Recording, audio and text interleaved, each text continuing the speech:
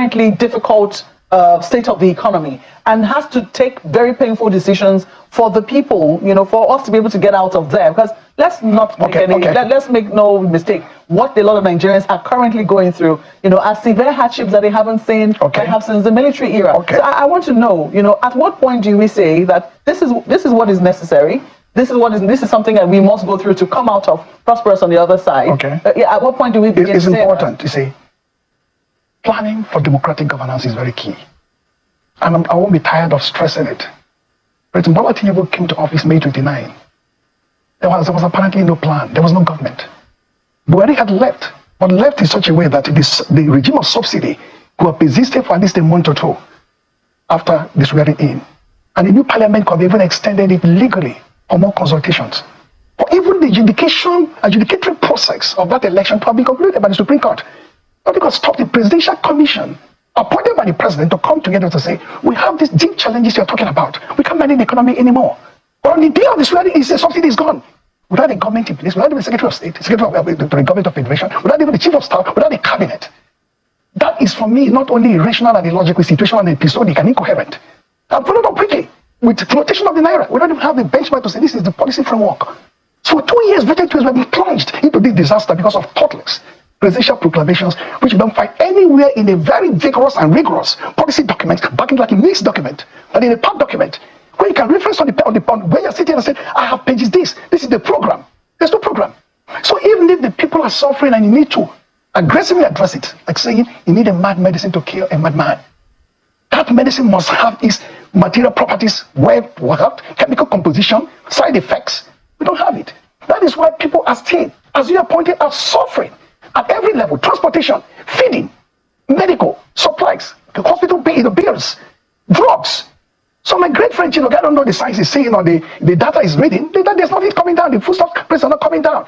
Hospital bills are not coming down. I have been sick for 3-4 days. I know what I'm going through to take care of myself. The idea is that the government, you will always meet challenges.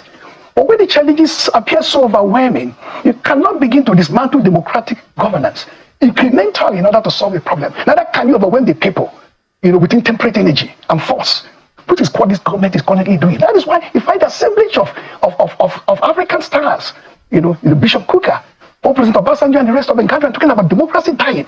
It is not a theoretical statement. It's a practical manifestation of where we are today. And when you turn around, Boban said, what has happened in Rivers? We can't predict what the outcome will be. But we can say here on this table that remember the name of Adetokunbo Ademola. Remember Louis Mbanefo. You remember Dadu Onyama. Remember Showe Mimo. Remember Mama Nasir. Remember Josiane Agolo. Remember Irikibe. Remember Baseki. Remember Oputa. The list goes on and on. Yeah. You ask yourself, this current Supreme Court, when they stand in the galaxy of this stars, in this pantheon of judicial icons and immortals, the case before them will either lead into the infamy, hall of infamy, where they began or where they can take their pride of place with these great names I've mentioned. Because the matter of Rivers, which we're not going to discuss in terms of its legal composition or content, is one of the clearest indicators yet that a hybrid regime has loosened the guardrails of democracy, unfettered itself, and is prepared to say, Benue, we were not ready for this. We are not yet there. Oshun, no, give it Oshun. Oh, Adamawa, Aisha is not ready for it. He cannot begin to pick and choose how you dismember democracy and reconstitute it with a sole administrator who is shutting down. So I think it's very important for me to just say very clearly what Mr. Chidok has said, because apparently he also wrote it down in a post of his on X, and I think he was trying to make the point. The title of the post was President Tinubu's Own Goal, a tale of the lizard who ruined his mother's funeral by his own hand. That was the title of his post. And when he was talking about key indicators that were beginning to show that Nigeria was turning the corner economically, he was pointing to foreign portfolio investments, which were on the rise, Naira stabilizing, food prices beginning to correct, showing evidence in major markets, rice, beans, and tomatoes falling by 15 to 20%, external reserves strengthening. These are some of the things that he pointed to, but he was saying that the president took a wrong turn at his finest moment. Nigeria stands at the precipice of self-inflicted crisis. That was the point he was making. Okay, well, actually, like I said, I wasn't witness to that and I didn't watch that show. But the point I'm making is very clear. That even if you try to be as differential as possible with these figures and numbers, You think you're being differential? Yes, because being differential, because I have bought drugs in the past 2-3 months I have comorbidities, something I can say on air. I have high blood pressure and hypertension, and I have sugar issues. These are not things which you hide. I know what it was cost me across board. My wife actually had to stop drugs every time, and she buys foodstuffs in quantity. She buys from markets. I don't know the market other people are talking about. I don't see that drop. And when it's not portfolio investment, what does that mean? Portfolio investment simply means portfolio investment. The climate may not be as cloudy as it was 2, 3, 4 months ago, but we have not come out of the woods even in that regard. We have not come out in any single particular material, in a significant element. And then, like he brilliantly pointed out too, to compound delicate, slow-paced sort of recovery, which are imperceptible even for the people. Because sometimes these numbers don't reflect the material condition of the people. And then suddenly because, okay, take MBS. The statistics bound. Oh, inflation dropped by 2. Oh, it dropped by 4, dropped by 5. This is a number juggling. Because you ask the woman who sells pure water or her booker food, how her life is treating her. You have a young student or copper, how much you spend on Uber, on boat. It hasn't dropped. The quality of life has not depreciated to the level of people being animalized and imbecilized. I know that government. I know that Ayo has questions for you, Prof. Let's go to Lagos. Thank you, Mark. Prof, there are those who would point to you straight away that these issues are not new. As a matter of fact, it was in 1983, I think, that the government of the day in the Second Republic declared what they called austerity measures. And despite all of that effort within those, following the first 4-year term of the Shagari government, they tried these austerity measures, hoping that it would at least ameliorate some of what, do one thing or the other to the people. Since that time until now, it has only gotten worse. And it would seem like the trajectory it's been difficult to arrest that trajectory. Do you think we've been able to learn from history in our electioneering and our democracy? Because, as you would also agree, several people will point out that some of the issues we're dealing with, they're unfortunately not new to us. And it would seem like we just allowed them willy-nilly. Okay. Your last time I was here, I guess you were in Lagos too, and Mugbe was sitting with me, and the leader of the BDS movement, was even here. And this kind of question even came up, and I said, okay, at the turn of the century, what we call now the African century, there was an OEU, bettered in 1963. But then visionary leaders of the moment, 1999-2000, said, these things seem to have outlived its usefulness. We need to recalibrate it to suit the new historical age. President Obasanjo of Nigeria, with the flicker of Algeria, and then Mbeki of South Africa, put their heads together, summoned the other leaders on the continent, and they prepackaged it as AU, African Union, much more mobile, much more content-driven, much more programmatic and development-based. 3 or 4 things stood out. I'm asking you a question, Ayo. 3 or 4 things stood out. African peer review mechanism, where the leaders will subject themselves to periodic texts on benchmarks and measurable indices to say how you performing across board in Africa, corruption, governance, development, and so on. 2, NEPAD, the new Partnership for African Development, which is sure to still be alive in Nigeria today, but you and I should know whether it is breathing, whether it is crawling, whether it is actually in a comatose state. What is that? The Millennium African Program, MAP, an Omega plan which the Western world repackaged through Japan, blended to form the partnerships between Africa and the world, then within African states, and then between the public sector and the private sector. Obasanjo domesticated it. From Nepal now, we now grew up NEEDS document, National Economic Empowerment Development Strategy. At the state level, the SEEDS document. At the local level, the LEADS document, with Soludo there as Governor Central Chief Advisor to the President on Economy being the drive of that project. You have a document before you, we can turn pages and say, this is how you build development in a democracy. This is the content, and the global war then was under the MDGs. We don't know the SDGs now, the MDGs then. From the global to the continental part to the NEEDS. I ask you, what document do we have before us today, since Bola Tinubu became president, that is guiding our trajectory? I use 3 terms: episodic, situational, and incoherent.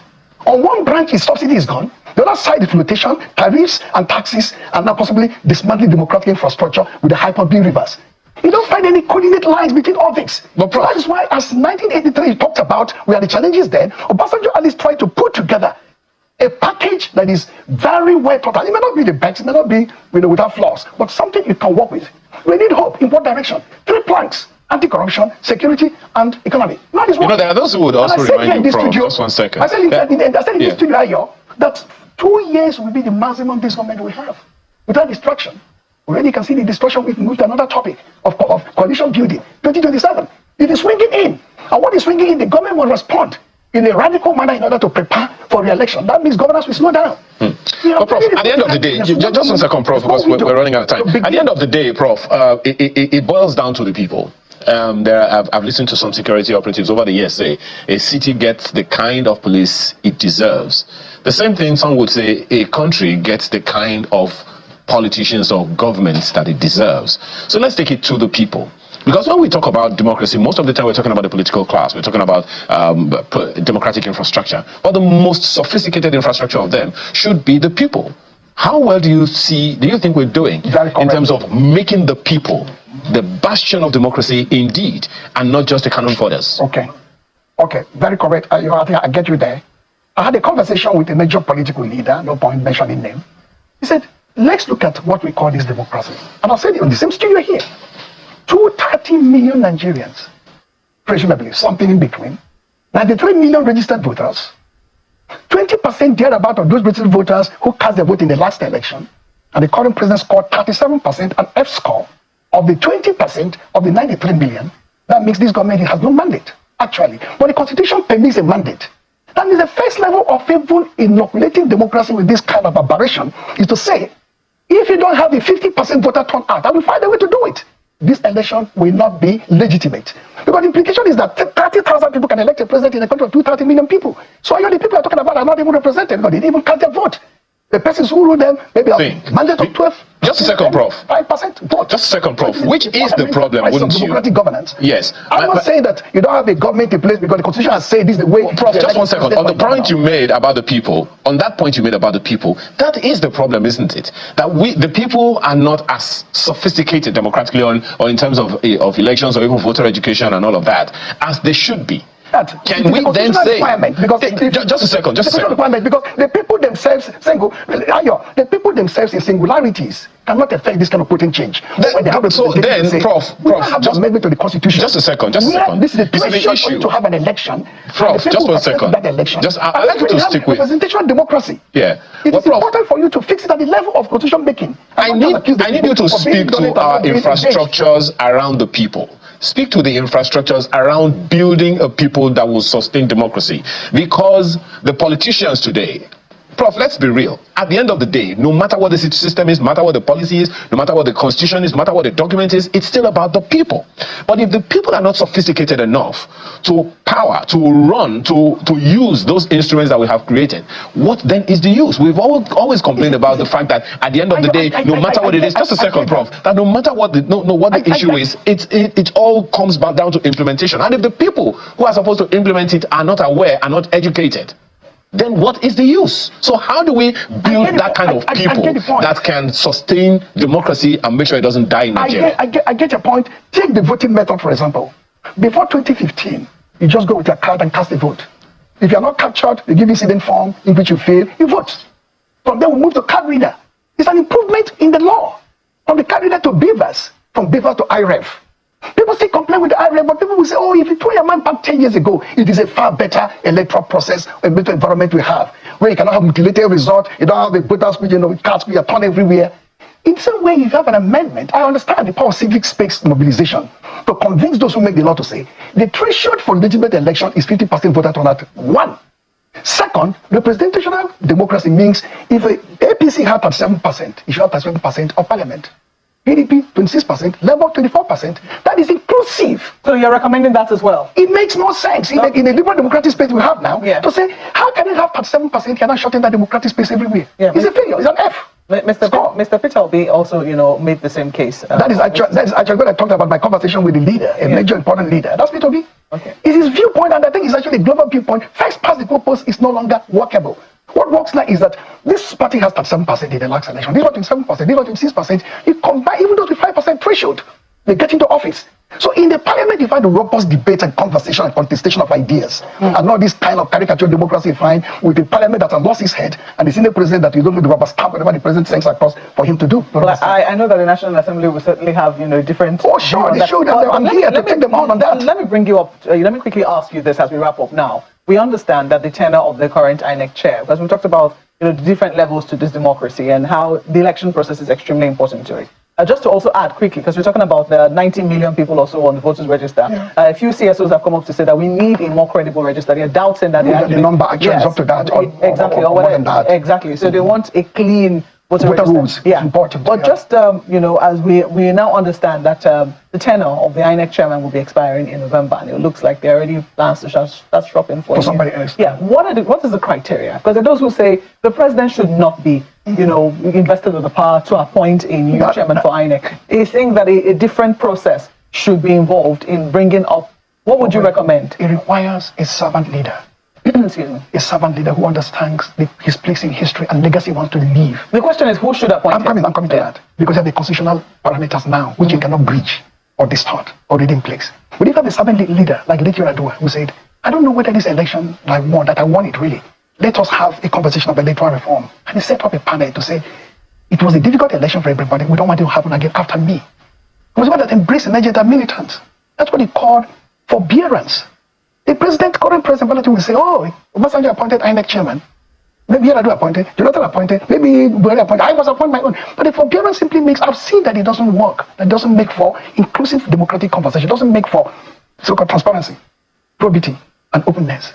They will always accuse the person you appointed as somebody who is going to be loyal to you, who defer to you, and who will fix the election for you. Jonathan went closer enough to say, I have never met President Jagai in my life. I don't even know him. But they say he's a good man and highly skilled and qualified. But sometimes the president would like to know who the person is. In law, if you can't amend the constitution now in order to deny the president that power, as it should be done, is the president himself will rise to the moral occasion to say, I have this power, but I can even orchestrate a constitutional amendment to say, I don't think I need this kind of power.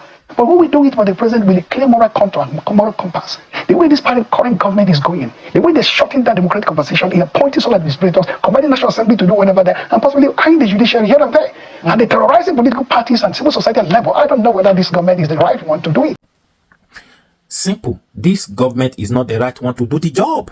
It's not the right one. This government is not the right one to do the job. It's only taking this country backwards. Simple.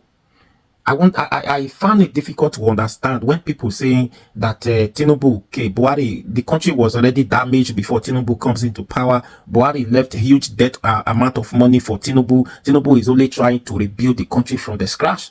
I find it difficult to understand why they are saying that, because from the beginning, APC government, Tinubu thought it was going to be easier. Do you understand? You know, when you are going into exam hall, everybody having the hope that the exam, I'm going to pass it, you are going to pass it. It was like that. Even finishing the exam, you see everybody smiling at each other. I did very well until the result came out, before you realize your mistakes and where you belong. Do you understand? So Tinubu was thinking that it was going to be easier, because he said he was former governor of Lagos State. What he did at then, how many years ago, that things are still the same thing today. That was his mind of coming into power. Don't forget, Tinubu said he does not have anything to offer. When they ask him, what were you going to do? What's your blueprint? Nothing. He has nothing in his agenda. Do you understand? So I find it difficult for them to understand, for me to understand, say, Tinubu inherited a huge debt amount of money. How do you justify or tell me that UK, the first thing you do as a new CEO or as a new MD of a company, right? The first thing you could do, the owner of that company is complaining bitterly that the former MD wrecked this company down due to what is not performing. Is because of that they are owing, the company is owing huge amount of money, huge debt. Like, because of that, they are looking for somebody to help them recover, how they can repay that loan. Then you now come.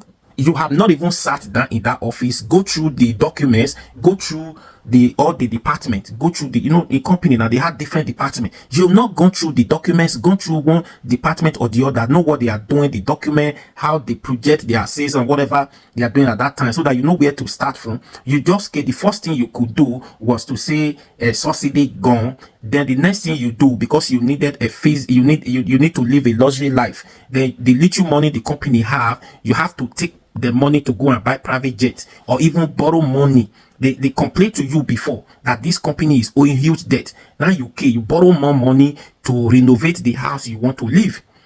You borrow more money to buy private jets. You borrow more money to buy a yacht. You borrow more money to renovate your house, to buy Escalade. Many things that are not important. So how do you explain that? That's the problem, because he thought it was going to easier. He never knew that it was not going to, it's not as he predicted. Do you understand? That's the problem. So they just need to admit that they have failed, and they thought it was like that. They should never come back again 2027. If they continue on like this, that means there may not be a country before 2031. I find it difficult for me to, somebody says the country damaged, Buhari damaged this country before Tinubu took over. Tinubu, yes, must you do the worst?